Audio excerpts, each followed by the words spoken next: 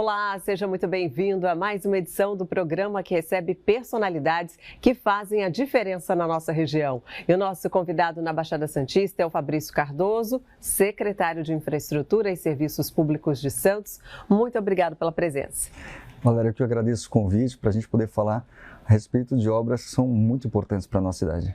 Às vezes as pessoas acabam não tendo noção, mas são mais de 50 obras em andamento na cidade, é isso? Exatamente. Ao todo, a Senfra está tocando 54 obras simultaneamente, fora as que estão em desenvolvimento, em estudo, e as outras que já estão para licitação. E já temos algumas para destacar, como a revitalização da Joaquim Távora, que também é importante, uma importante via aqui para a cidade. Então, a Joaquim Távora, assim que eu assumi a secretaria, entrei a partir de 2 de janeiro desse ano, eu peguei a obra andando, aliás, fiz isso em todas, Acabei, algumas agora que estão começando, mas várias eu peguei no meio, e foi bem interessante porque eu acho que um pouco dessa experiência de vereador ajuda bastante. Então, a gente conversa com os comerciantes, tenta entender deles quais as dificuldades que a obra está colocando, porque assim, a obra ela traz um benefício enorme ao término dela, mas durante ela tem aqueles transtornos. Então, a gente tentou fazer isso com uma escuta bem positiva, era até um pedido do prefeito Rogério, para atender esse anseio de quem está transitando ou quem é comerciante no local e tentar impactar o mínimo possível a vida das pessoas. Isso eu tenho feito em todas as obras e acaba trazendo uma tranquilidade, inclusive para a empreiteira que está fazendo essa obra, Então a gente escuta, planeja como fazer, por exemplo, tudo ali foi planejado. Em que ponto a gente ia entrar com o asfalto, em que ponto a gente ia fazer a calçada, quando que digamos assim, como é que a gente conseguiria mitigar esse impacto para o comerciante não ter o transtorno junto dos clientes dele, e tudo fluiu. Tanto que ao final da obra, hoje a gente fala final porque assim faltam só as embocaduras e a sinalização de solo, mas ao final grosso da obra, dos 95% que precisavam ser concluídos, eu passei de novo nos comerciantes para conversar com eles e a maioria estava muito satisfeito. Brincaram comigo, falaram: Fabrício, a sujeira faz parte, sempre tem poeira, a obra não tem como, mas o que interessa é o resultado e que está ficando muito bom. E aí a gente vai ter uma das principais vias da cidade totalmente revitalizada. Lembrando, importante, a gente dobrou a quantidade de árvores também na via, que é um outro olhar que eu acho que a Senfra passou a ter, que é a questão arbórea da cidade. Então ali a gente passou a contar com 57 novos IPs, além dos que já tinham, deixando 104 árvores na via. Isso é importante. E tem toda essa questão envolvendo a acessibilidade também. Perfeito. Ali é o padrão Calçada para Todos, que a gente já faz em diversas obras de Santos. Isso é muito importante porque proporciona a cadeirantes, mamães com bebê, pessoas com mobilidade reduzida, a condição de transitar com tranquilidade, com segurança, porque infelizmente a gente não consegue fazer isso ao mesmo tempo em toda a cidade, mas é uma prioridade em todas as nossas obras. É verdade. E vamos falar também da instalação de válvulas contra os alagamentos. A gente sabe que a região sofre bastante com os alagamentos e essa ação vem para minimizar esse impacto. Com certeza. Essa questão das válvulas anti-retorno ou válvulas de contrafluxo, elas estão sendo colocadas ali no canal 3 e, na verdade, inicialmente é para poder evitar naqueles momentos onde a gente tem alta da maré e a água acaba vertendo pelos bueiros em momentos onde a gente não tem chuva. Então, é uma questão geográfica da cidade, não só ali, mas em diversos outros pontos, principalmente na Zona Noroeste, a gente tem locais onde a maré ela acaba aflorando e não só enchendo guias e sarjetas, como em alguns pontos até as ruas todas. Naquele trecho específico acaba sendo um piloto muito importante para a cidade. A gente vai ter ali a instalação de 3 válvulas destas, só que são válvulas bem modernas, fazem parte de um pacote maior de revitalização da Orla de Santos, É um pacote que compreende ali a revitalização completa do canal 3, 4, 5 e 6, ampliação dos pontilhões dos canais 5 e 6. A gente tem também 4 acessos que foram feitos ali na Aparecida devido ao desnível que tinha, entre o calçadão e a faixa de areia. E agora essas válvulas anti-retorno, além da revitalização dos canais, que eu acabei esquecendo de falar, mas essas válvulas que, caso dê certo, e a gente está muito esperançoso que vai dar certo, a gente vai replicar isso em diversos outros pontos.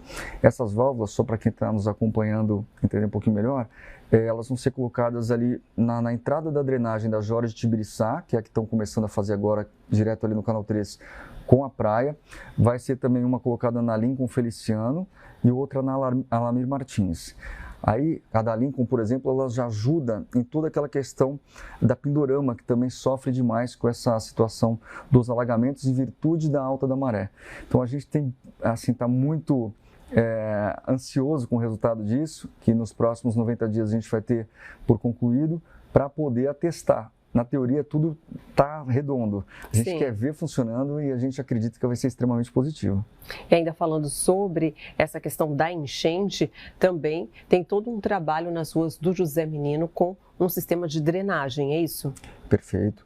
Ali a gente tem um local, o morro todo recebeu, né, José Menino recebeu ali um sistema novo de drenagem que desemboca no Canal Zero, ali próximo à divisa, ao lado dos prédios, né, que a gente chama de pé na areia. E aí faltou esse trechinho que fica ali na Coronel Cândido Gomes, Rei Jorge VI e Sebastião Arantes. É no local onde todos os comerciantes e moradores reclamavam do empoçamento de água na sarjeta, porque lá só tinha uma drenagem superficial, ou seja, era uma drenagem onde as águas de chuva, as águas pluviais, eram guiadas apenas pelo caimento da sarjeta, mas não tinha boca de lobo. Aí agora a gente aproveitou o remanescente desse contrato de drenagem do Zé Menino para concluir ali. Então as drenagens de fato já foram feitas, eles estão agora iniciando as sarjetas e muito em breve a pavimentação, e aí a gente até conversa bastante com os comerciantes, com moradores que estão também ali felizes demais. A obra dá, claro, transtorno no trânsito, mas você conversa com eles, eles falam: Fabrício, é um problema de décadas que vai ser sanado, então para nós o que importa é o resultado. E também todas as obras a gente está cobrando para que o cronograma seja cumprido, e essa é mais uma delas onde vai ser cumprida. E tem melhorias também na questão da iluminação da cidade. Isso a gente tem avançado bastante. Hoje a gente tem ao todo um parque com 63% de toda a iluminação de Santos em LED. Isso é algo que o prefeito Rogério cobra bastante, para que a gente possa não só efetuar as manutenções em todos os pontos, mas que a gente possa, aos poucos, fazendo com que cada bairro tenha a sua iluminação toda revitalizada. Isso daí acaba trazendo não só uma melhoria na parte de iluminação, mas principalmente na parte de gasto, né, de consumo energético, porque essas lâmpadas têm um potencial muito grande, mas um consumo ínfimo. E o último bairro que a gente conseguiu fazer 100% foi o Rádio Clube. Que ótimo, isso traz mais segurança também. Muito mais. E falando da Zona Noroeste, tem um trabalho de pavimentação também para o bairro da Zona Noroeste. Sim, o prefeito está bem focado ali na Vila Gilda, a gente chama de da Vila Gilda, onde ele fez inúmeras melhoras. Entre elas, a gente está concluindo agora a parte de pavimentação e melhorias dos caminhos, né? Então você tem ali o caminho da Divisa, caminho da Capela, caminho São José e caminho São Sebastião, onde estão sendo feitos todo o recapeamento da via, drenagem, guia, sarjeta e calçada para todos, com acessibilidade, que é o que a gente espera, ou seja, é um olhar realmente inclusivo para toda a cidade. E ainda falando sobre essa questão da Zona Noroeste, os trabalhos, tem a questão, você falou do Dique da Vila Gilda, e tem um projeto pioneiro que também a Secretaria está envolvida, que é o Parque Palafitas, não é isso? Esse projeto, que eu brinco que ele é a menina dos olhos, tanto do nosso prefeito quanto do governador Tarcísio de Freitas, ele é muito interessante, porque ele é diferente de tudo que se fez a nível nacional com relação à habitação popular.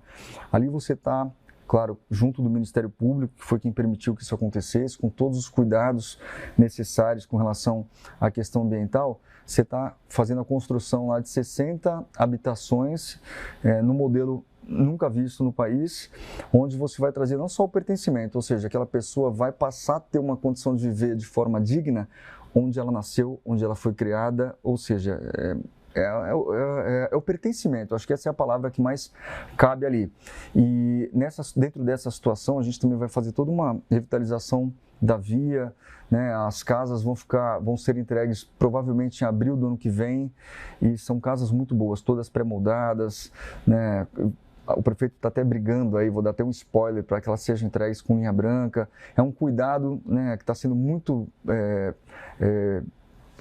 assertivo por parte do governo, inclusive na parte do que diz respeito ao congelamento de favelas, porque do jeito que está sendo posto ali, além de você trazer condição digna para essas pessoas, você impede que novas moradias sejam construídas devido à altura ao final da implementação do projeto. Ou seja, a ideia é replicar isso em outros pontos da cidade para que a gente possa cada vez mais proporcionar a essas pessoas a condição de viver onde elas querem, só que de uma maneira muito mais digna.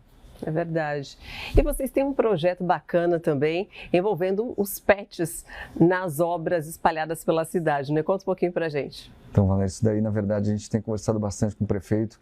Foi uma ideia que surgiu para que a gente possa fazer com que todo o nosso canteiro de obras tenha um olhar diferenciado para proteção e bem-estar animal. Então, isso surgiu de uma conversa dentro da CEINFRA.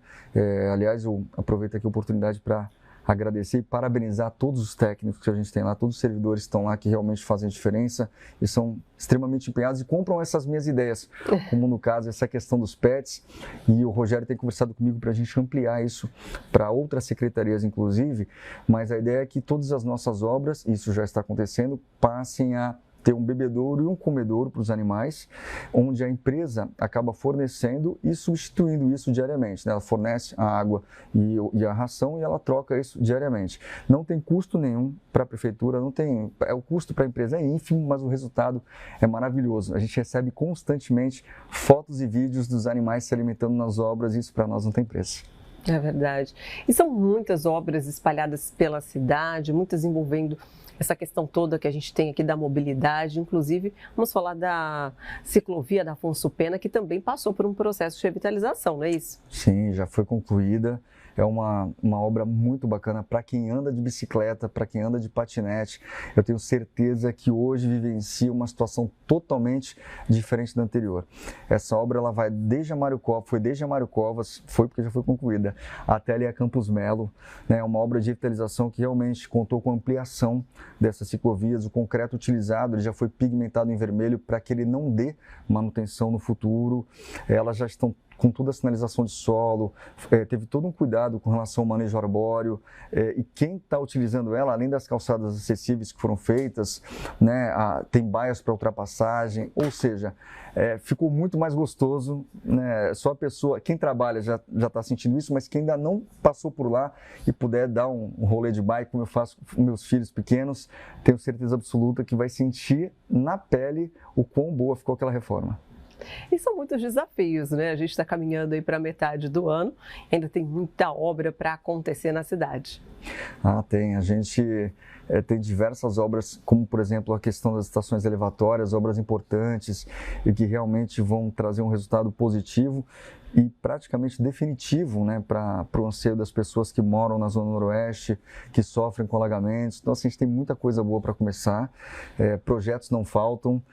Sexta-feira o governador Tarcísio vai estar aí com o prefeito Rogério Santos, ele já passou para nós uma lista de situações que a gente acha que podem ser apresentadas para ele, ou seja, o prefeito está sempre buscando, junto do deputado Paulo Alexandre, trazer recursos para a cidade para a gente poder cada vez mais avançar. E o que a gente mais vê é isso, uma cidade que tem 54 obras simultâneas, né, ela é totalmente fora da curva. Você vê que é uma cidade que realmente busca trazer melhorias para o cidadão e, claro, não dá para fazer isso só com fonte 1, então você tem que ter um trânsito muito bom para trazer esses recursos a nível estadual e federal. Verdade. Fabrício, muito obrigada pela presença e volte mais vezes para trazer mais notícias a respeito das obras e as mudanças que vão acontecendo para melhor na nossa cidade, né? Eu que agradeço o convite, fico muito lisonjeado em poder estar falando da cidade que eu amo e de estar, de alguma maneira, podendo participar diretamente dessas situações. Muito obrigada. E agora vamos para um rápido intervalo. Na volta tem mais uma entrevista direto do nosso estúdio lá em São José dos Campos. Então não saia daí.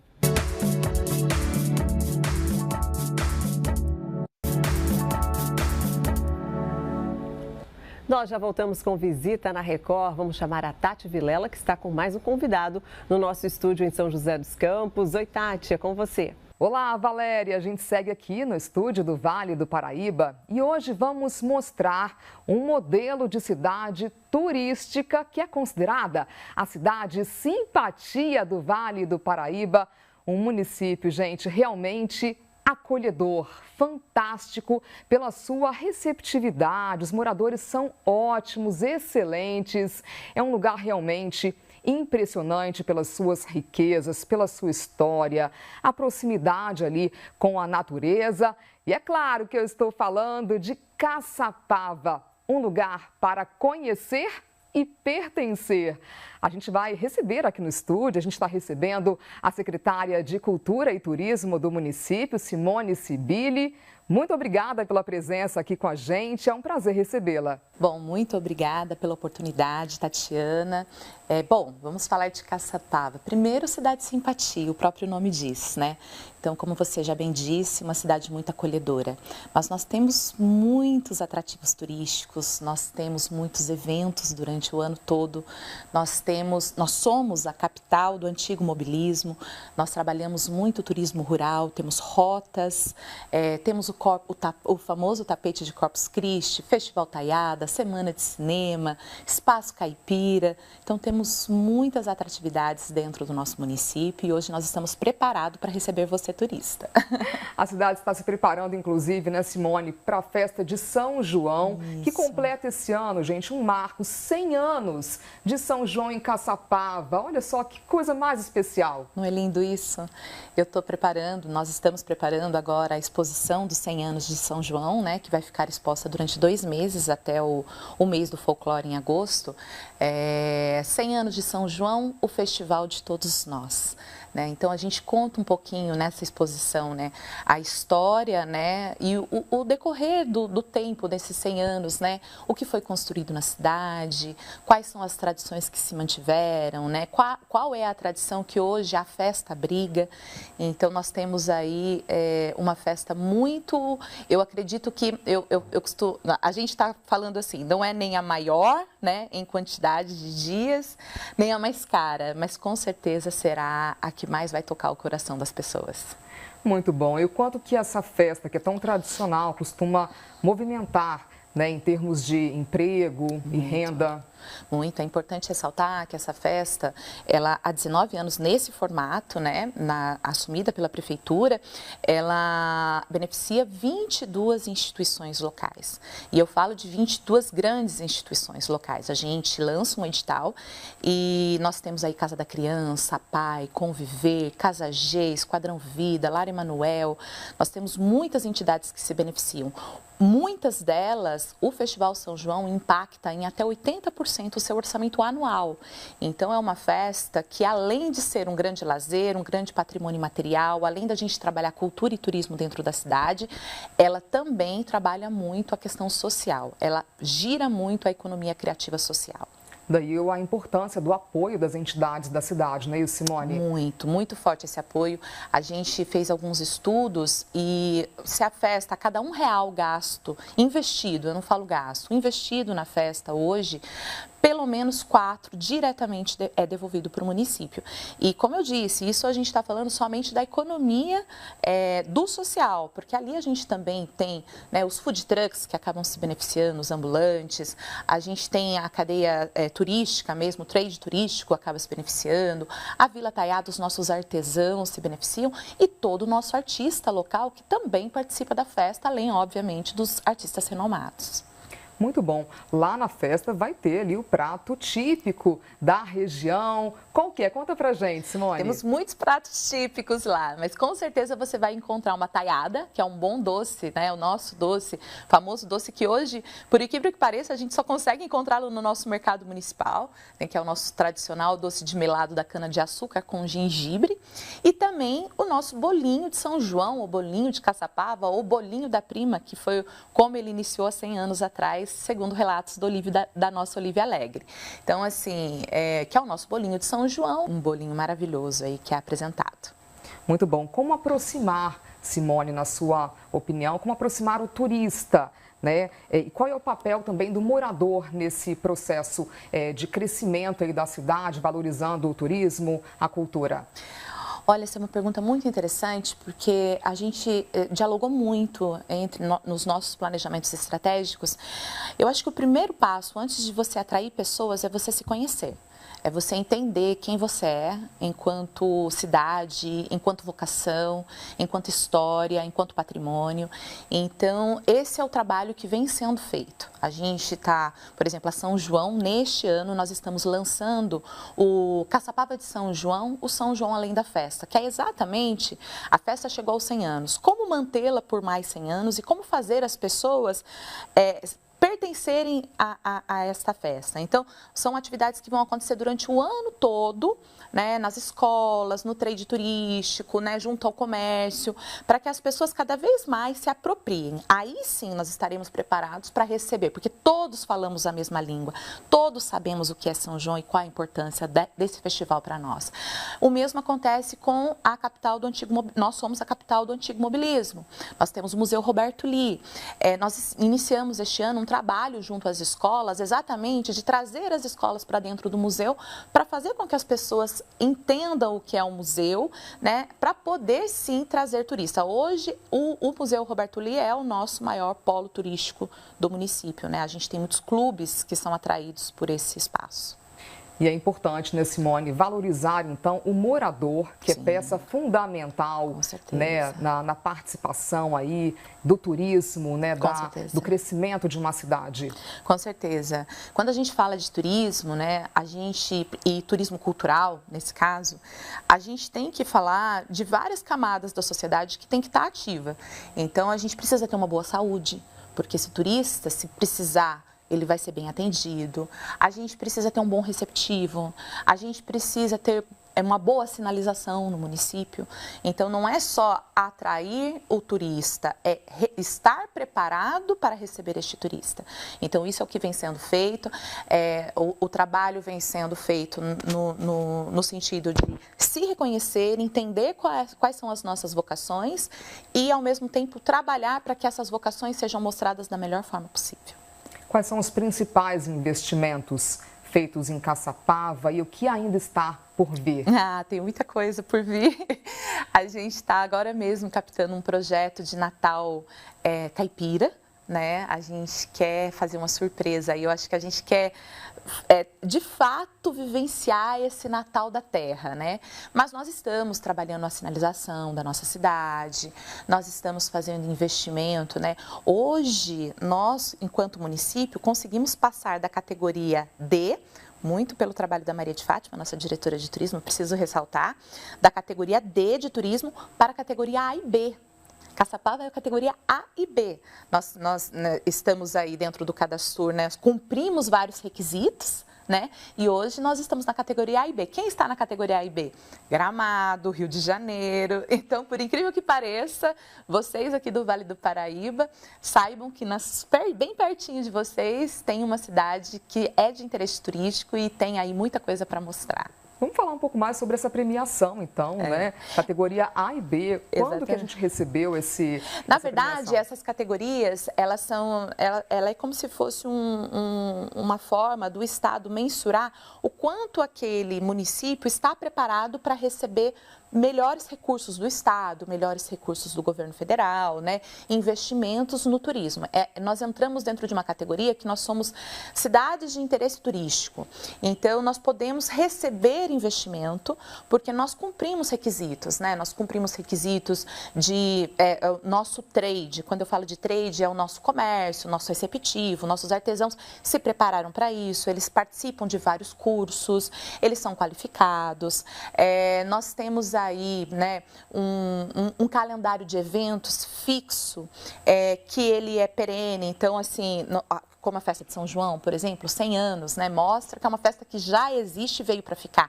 Inclusive, a festa de São João e o nosso tapete de Corpus Christi são os dois únicos eventos aqui que está também no calendário nacional de turismo. Olha. Então, assim, temos muita coisa, Tatiana, temos muita coisa para desenvolver ainda, né?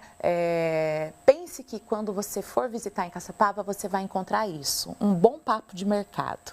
Você vai encontrar pessoas que se conhecem, pessoas acolhedoras, você vai encontrar doces típicos, você vai encontrar taiada e você vai encontrar a oportunidade de sair um pouco dessa velocidade que hoje a vida nos leva. Então, nós entendemos que essa é a nossa vocação e, lá, obviamente, como somos caipira, temos espaços para hipismo, temos muitas hípicas, temos aventuras, aventura, esporte de aventura, temos motocross, temos muita natureza para ser visitada também na nossa cidade. Vamos falar um pouquinho mais sobre as raízes, a base de Caçapava, um pouquinho mais da história, como começou, né, quais são as origens? Bom, começamos em Caçapava Velha, né, na Nossa Senhora da Ajuda, temos aí a nossa igrejinha lá, Caçapava nasce ali, né, logo vamos migrando, somos uma cidade tropeira, então crescemos a partir do tropeirismo, né, e das nossas tradições, né. Hoje, nos 100 anos, né, quando a gente começou a estudar um pouquinho sobre o que a gente ia apresentar, a gente começou a perceber o quanto nós crescemos em cima dos carros de boi, em cima da cana-de-açúcar, inclusive o nosso doce taiado, ele vem da cana-de-açúcar, do café, né? O quanto nós crescemos em cima, em torno dessas fazendas, né?